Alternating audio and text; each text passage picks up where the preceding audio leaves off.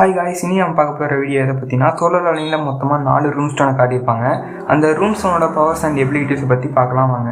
அதுக்கு முன்னாடி இந்த வீடியோவுக்கு ஒரு லைக் பண்ணிடுங்க. அப்போ தான் யூடியூப் அல்காரிதம் இந்த வீடியோவை நிறைய பேருக்கு காமிக்கும். அப்படியே இந்த சேனலை சப்ஸ்கிரைப் பண்ணிக்கோங்க, எனக்கு ஒரு மோட்டிவேஷனாக இருக்கும். வாங்க வீடியோக்குள்ளே போகலாம். ரூம் ஸ்டோனை எப்படி பயன்படுத்துவாங்கன்னா, அதை உடைக்கிறது மூலிமா அதில் இருக்கிற பவர்ஸ் நமக்கு கிடைக்கும். முதல்ல காங்தேசிக் ரூம் ஸ்டோன். இதை காங்தேசிங்கன்ற ஒரு பி ரேங்க் ஹண்டர் இருந்திருப்பான். அவனை டிஃபீட் பண்ணதுக்கப்புறமா ஜின்வுக்கு ஒரு கிரெடிட்ஸ் கொடுக்குற விதமாக கிடைச்சிருக்கும். இதில் இருந்து ஜின்வுக்கு கிடைச்ச ஸ்கில் ஸ்டெல்த்.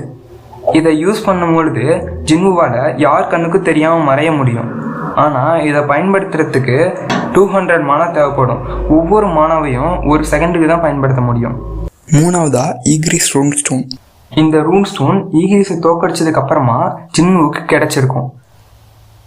இந்த ரூம் ஸ்டோன்ல இருந்து கிடைச்ச ஸ்கில்லுக்கு பேரு ரூலர் சாண்ட். இதை மான்வாவில் டாமினேட்டர்ஸ் டச்னு சொல்லியிருப்பாங்க. இதனுடைய பவர்ஸ்ன்னு பார்த்துக்கிட்டோம்னா, தொடாமலே ஒரு பொருளை தூக்க முடியும். இந்த ஸ்கில் எந்த ஹண்டர்ஸ் கிட்டையுமே இருக்காது. இது மோனாக்ஸ் அண்ட் ரூலர்ஸோட பவர்ஸ். இந்த பவர்ஸை ரூலர்ஸோட வெசலும் பயன்படுத்தியிருப்பாங்க. இந்த ஸ்கில் ஜின்வுக்கு ரொம்பவே ஹெல்ப்ஃபுல்லான ஒரு ஸ்கில்லாக இருந்திருக்கும். இந்த ஸ்கில் இல்லைன்னா ஜின்வு டீமன் கஸ்டர்ல இருந்த வல்கன் கிட்ட செம்ம அடி வாங்கியிருப்பான். மூணாவதா ஷேடோ எக்ஸ்சேஞ்ச் ரூன் ஸ்டோன். இந்த ரூன் ஸ்டோன் டீமன்ஸ் கேஸ்டலில் டீமன் மோனார்க்கான பாரானை டிஃபீட் பண்ணதுக்கு அப்புறமா கிடைச்சிருக்கும். இதனுடைய பவர்ஸ்ன்னு எடுத்துக்கிட்டோம்னா, இதனால ஜின்வுவோட பிளேஸையும் ஷேடோவோடைய பிளேஸையும் ஸ்விட்ச் பண்ணிக்க முடியும். அதாவது ஜின்வு இப்போ கொரியாவில் இருக்கான்னா அவனோட ஷேடோ அமெரிக்காவில் இருக்குன்னா ஜின்வு ஷேடோ எக்ஸ்சேஞ்சை பயன்படுத்தினா ஜின்வு அமெரிக்காவுக்கு போயிடுவான், ஷேடோ கொரியாவுக்கு வந்துடும்.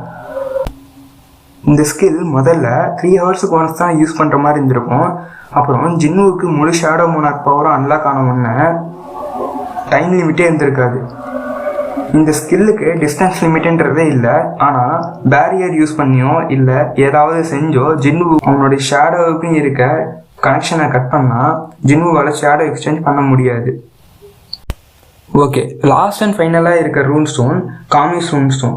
இதை ஜின்வு ஆப்டைன் பண்ணியிருக்க மாட்டான். அதுக்கு பதிலாக மற்ற எஸ்ரேங்க் ஹண்டர்ஸ் தான் எடுத்திருப்பாங்க.